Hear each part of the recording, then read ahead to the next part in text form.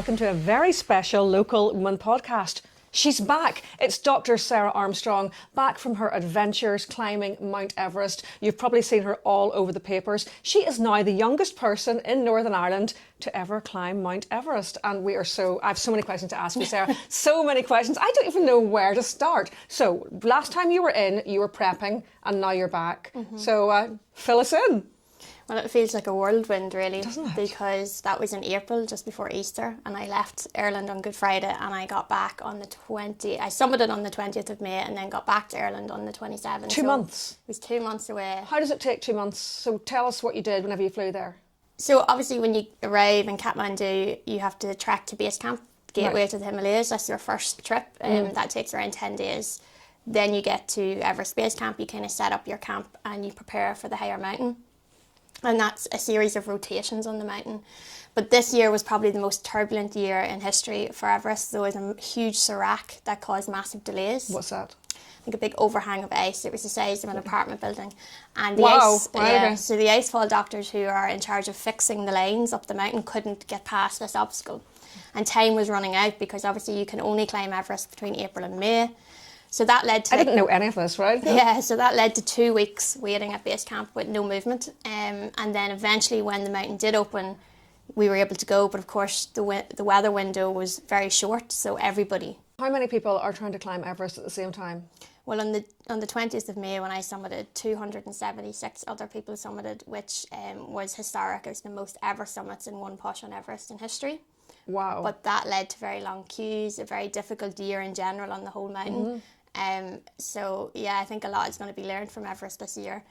The other problem was that the Tibetan side was also closed. So you knew from the get-go when you arrived at base camp, like there was going to be problems. Yeah. So what's base camp like?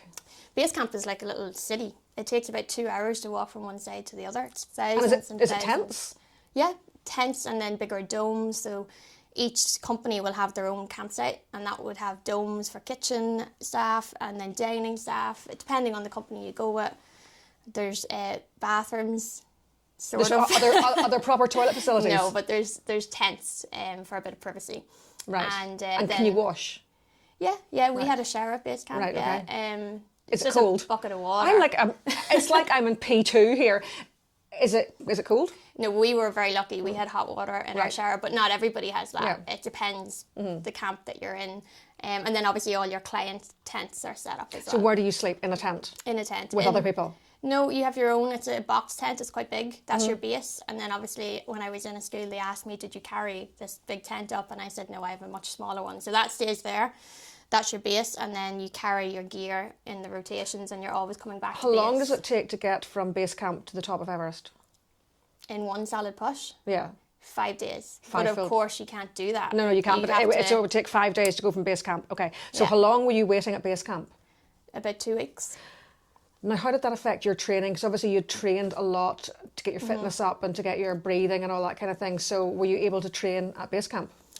Not really. We would have done a bit of training in the icefall during the day, but I did feel my body slowly deteriorating all the time. Yeah, I was thinking about that. Are you sort of worried each day, thinking, oh, my fitness is going? Yeah, when we went on so what I did was I went to a different peak. Whenever the mountain was closed, I came back out of base camp and I went across the valley to Le Boucher, which is a 6,000 metre mountain, and I climbed it as a warm-up and to cut down my time of rotations. Yes. Because I couldn't do anything else and I was a sitting duck. So then I came back to base and I did a first rotation on the mountain, which gets you to Camp 3 and all the way back down. And at that point, I really felt, right, I've been living at altitude now for way longer, 3-4 weeks. And prior to that, I'd been sleeping in a hypoxic tent. So I'd really been at 5,000 metres for too long. Yeah. You know, so I came back down the valley then and rested in a town called Namche Bazaar, waited for the weather window, and then I took a heli back up to base camp and went for the 5-day push. Now, how did you feel on your very first day that you got to base camp? Delighted to be there. I think it was pure Were you adrenaline. tired, obviously, because you'd been... No, I really enjoyed my trek to base camp. I've obviously done it before. It was like a real holiday for me. I just switched off, tried to unwind. You obviously leave in Ireland and the stress of work and yes, trying to get everything sorted with it, because obviously Sarah's not only a climber, she is a dentist, she owns a gym, she owns gin, and you've told me you're taking on 2 other businesses as well. She's a very busy lady. Yeah, so I know I just used that as a complete switch off. So I arrived at base camp feeling really, really strong, well rested and ready for the adventure. And are you able to sleep? Is it noisy?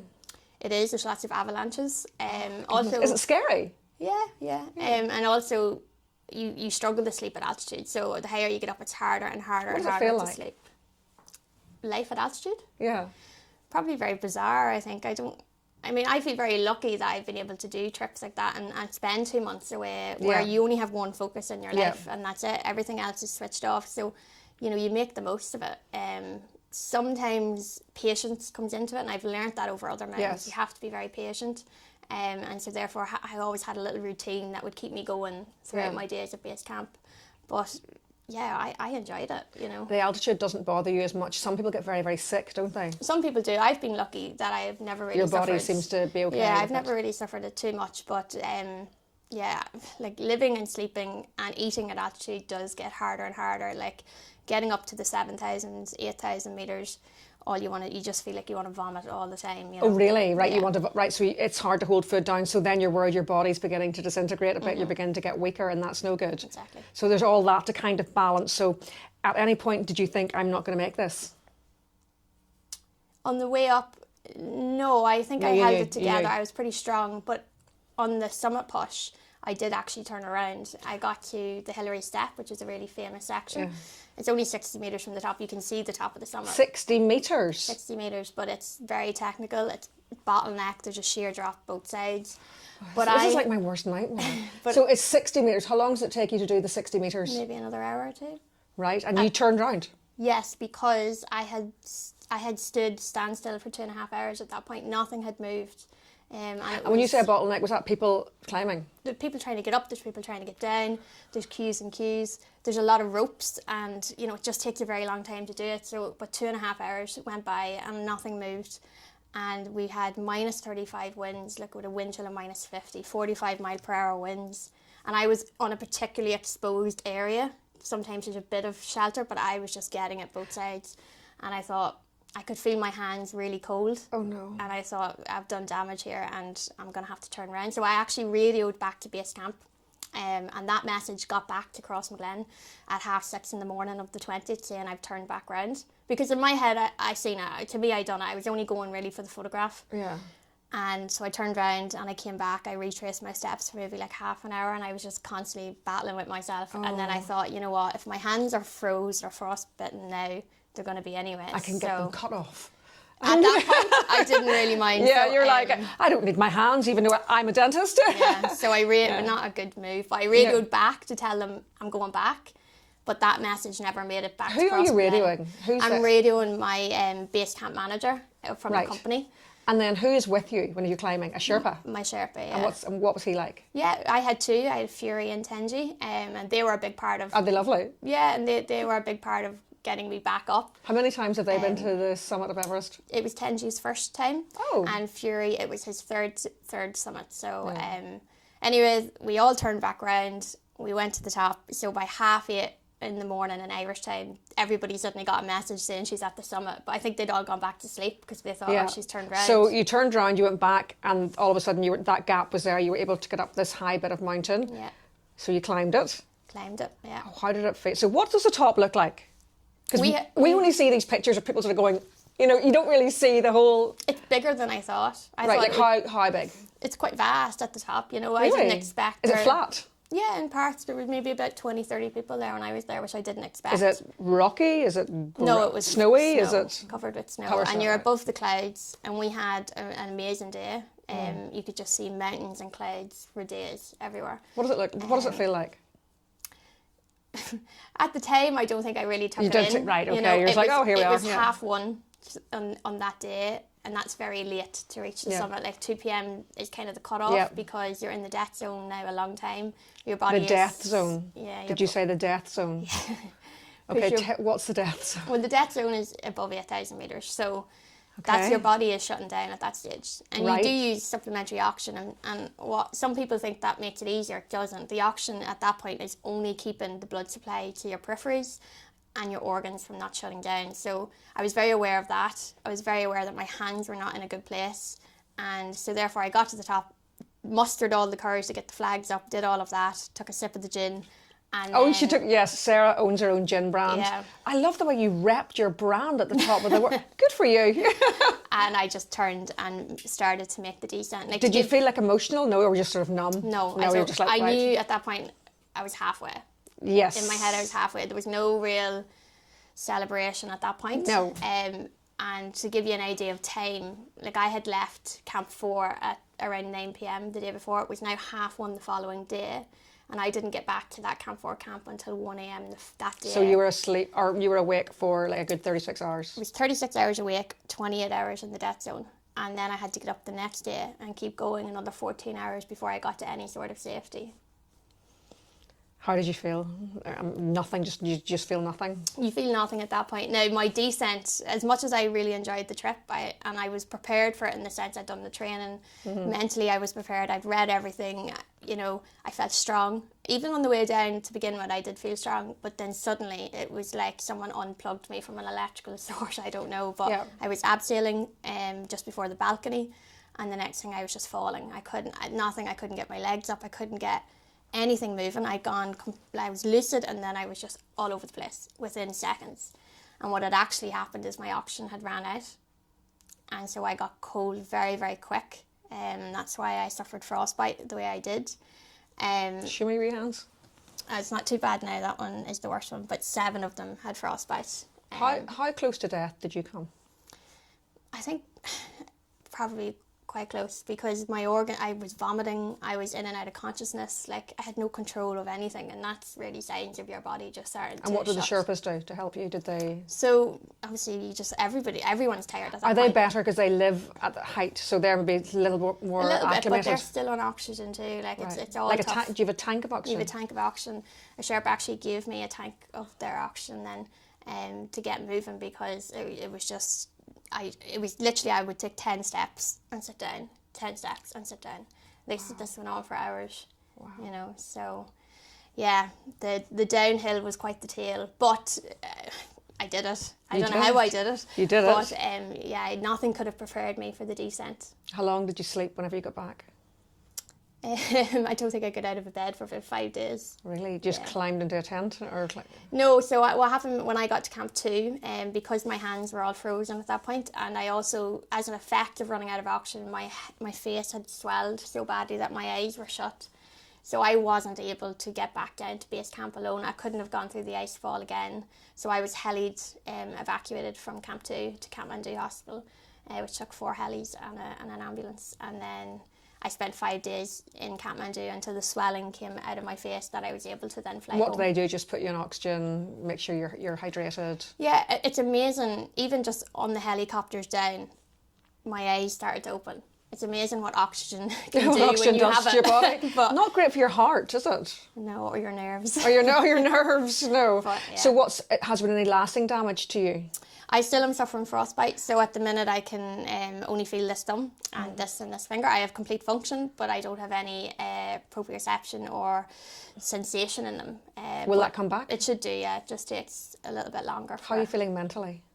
Mentally, I was completely thrown, because I had lived in this tent and had such an isolated life for so long, and I had no concept of what it was doing here at home. I had no idea that so many people had followed. Like, I came back to like 10,000 followers on Instagram. Like I was saying to Robin, I was like, have you seen her? Like she's still there. What's she doing? Like, it was crazy. I was following you going, has she not climbed it yet?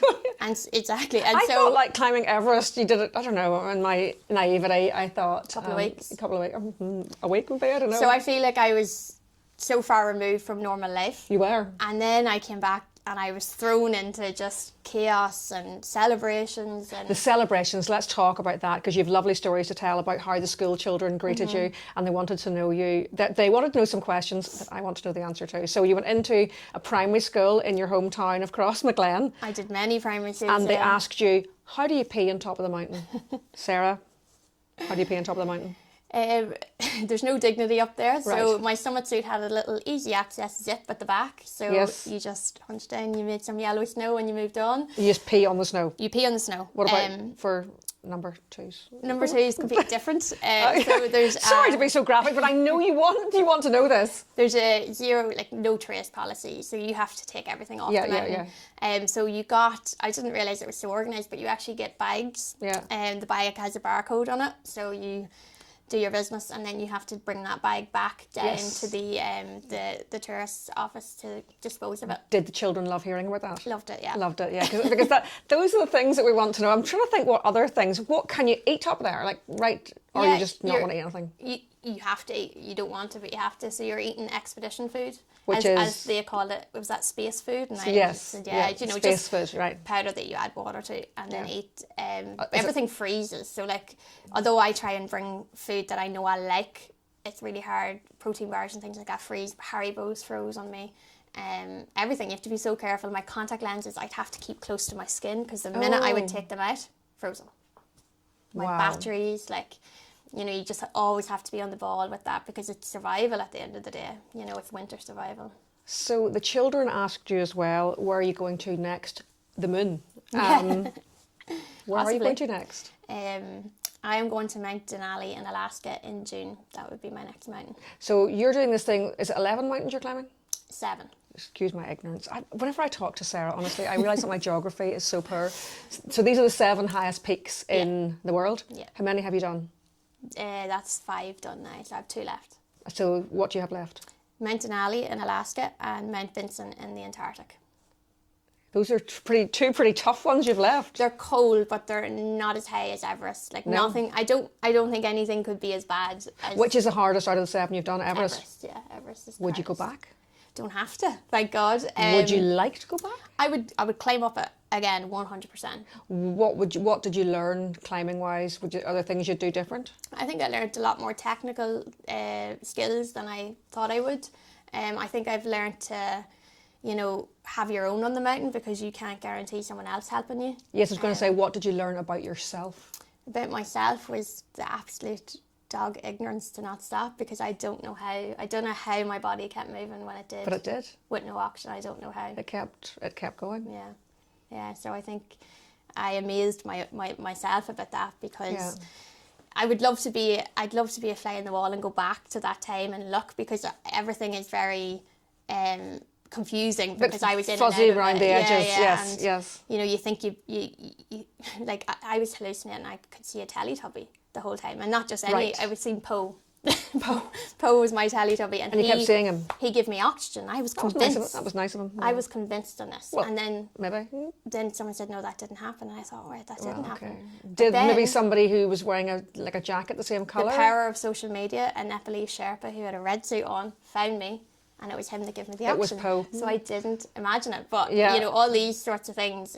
So I would love to go back in time and kind of watch it all again. Yes. I would and I wouldn't. Yes. But, it was a bizarre time, those 14 hours. And I think people also ask me about, a lot of people have been lost there and are still there. And do you see them? And I say, yeah, you do. You see the bodies? You see the bodies. But you become so removed. How many bodies?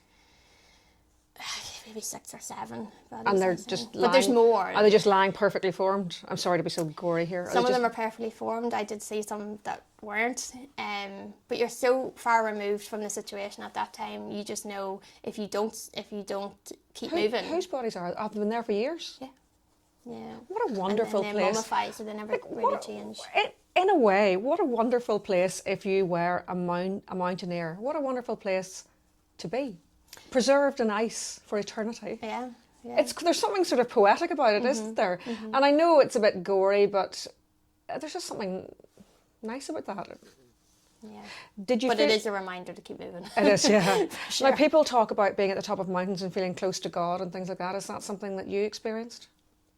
Not at the time, but some of my hallucinations I had was people, family that aren't here now. So I don't know if that links. They talk about the spiritual experience. Yeah, and I was jingling my whole way up. I was given that many medals and blessings and all these things to get up. So I did feel that with me at the time. That's what a lot of people say. They feel close to, although they're in extreme pain and confusion. They feel close to their God or whatever their God is, because Yeah. obviously, you know, across I the think world it's an there's different intrinsic gods. thing. It's just Yes. that inner strength, and Yeah. maybe it comes from different things for people. I can't really put my finger exactly on it, but I definitely felt a lot of help on the way down that mountain. That Do you think it's changed you?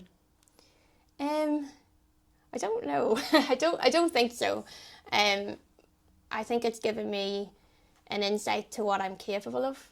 Wow. And what- when I yeah. came back, everyone said, you're really, not that I was underplaying it, but I couldn't understand all of everything that was happening and everyone's reaction to it. And I thought, Because oh my it's God, so incredible. everybody It's so calmed down. incredible. You are the youngest person in Northern Ireland to climb Everest. Yeah, but possibly I didn't ever have that. I've been climbing mountains for years and no one Yeah. bothered to care. So, Yeah. and I've been in other tricky places and hospitalised Yeah. after other mountains, and You're incredible. so maybe it's given But me the an thing about you understanding. is you're so understated. You know, you're even if you take away the Everest things and the climbing, you're still an incredible woman, and I don't think you realise it yourself, and that's probably why you are so lovely and charming. And Well, then if that's the case, I don't want to change. no, You know? no, and it's So- been, honestly, thank you so much for coming in and sharing your story. You inspire me every time you come in, and I will be following your adventures, the further adventures of Dr. Sarah Armstrong. Thank you. Thank you.